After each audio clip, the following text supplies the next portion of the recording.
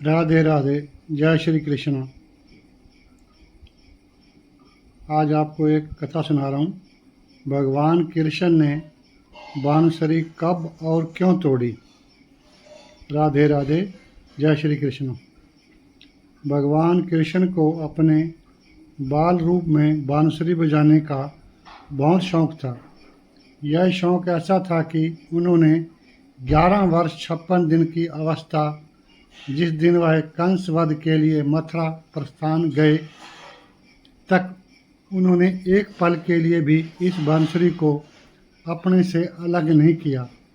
हालांकि यह शौक दुनिया को दिखाने के लिए था, सही मायने में यह बांसुरी तो भगवान को अपनी प्रीतमा राधा रानी को करीब लाने का एक माध्यम थी।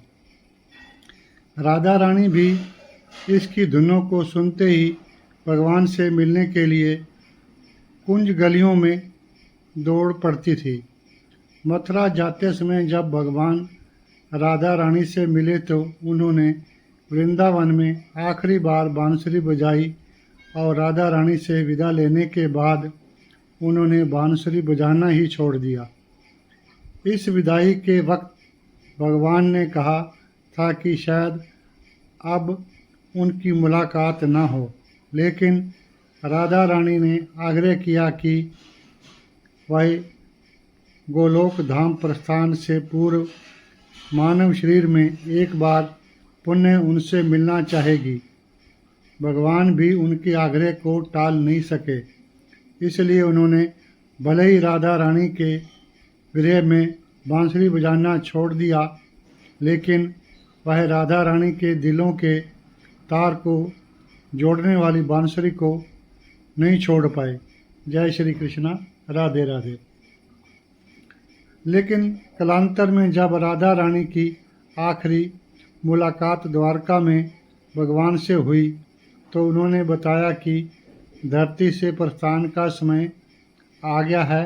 हालांकि भगवान ने उन्हें रोकने का प्रयास किया, यहाँ तक कि भगवान के आग्रह पर राधा रानी कुछ दिनों तक देविका के रूप में द्वारका प्रस्थान भी किया। लेकिन राधा रानी ने कहा कि गोलोक धाम भी कुछ कार्य शेष है और उन्हें पूरा करना जरूरी है। इस आग्रह को भगवान टाल नहीं सके।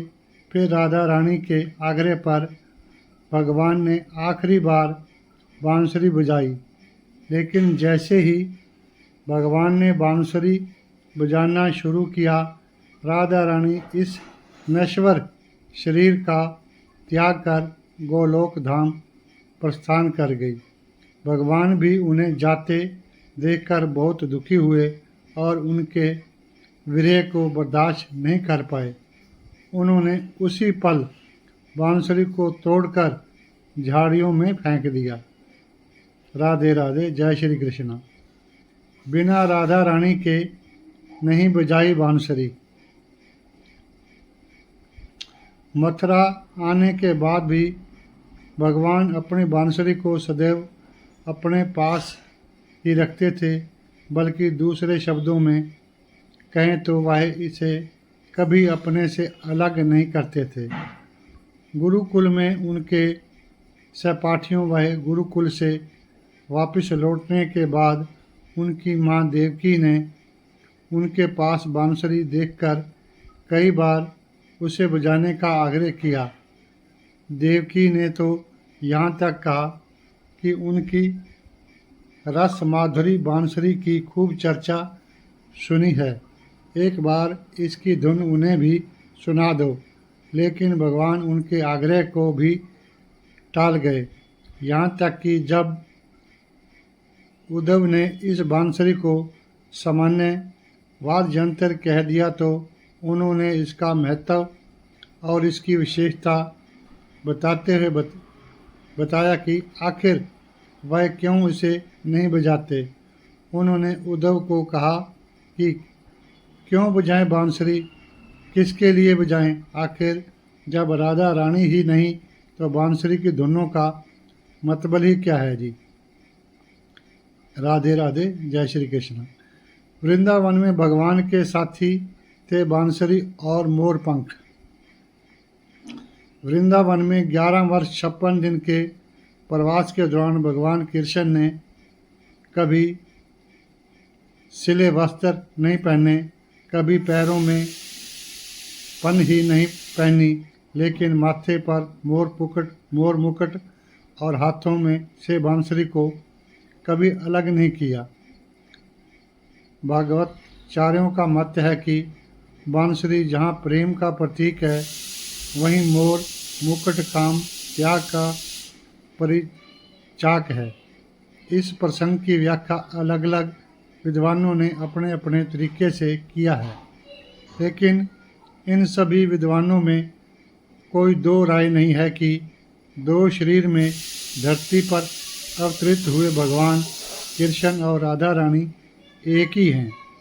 केवल लीला के लिए दो शरीर में अवतरित हुए हैं। यह बांसुरी ही तो थी जो इन दो शरीरों के तार को आपस में जोड़ने का काम करती थी। कई विद्वानों ने यहाँ तक माना कि यह बांसुरी भी गोलोक धाम से ही आई थी। जय श्री कृष्ण। राधे राधे, राधे राधे, राधे राधे, जय श्री कृष्ण। राधे राधे, जय श्री कृष्ण। राधे राधे, जय श्री कृष्ण। राधे राधे, जय श्री कृष्ण। राधे राधे, जय श्री श्याम, जय श्री श्याम, जय श्री श्याम, जय श्री श्याम। राधे राधे, राधे राधे, कृष्णा कृष्णा, कृष्णा कृष्णा, जय श्री श्याम, जय श्री श्याम,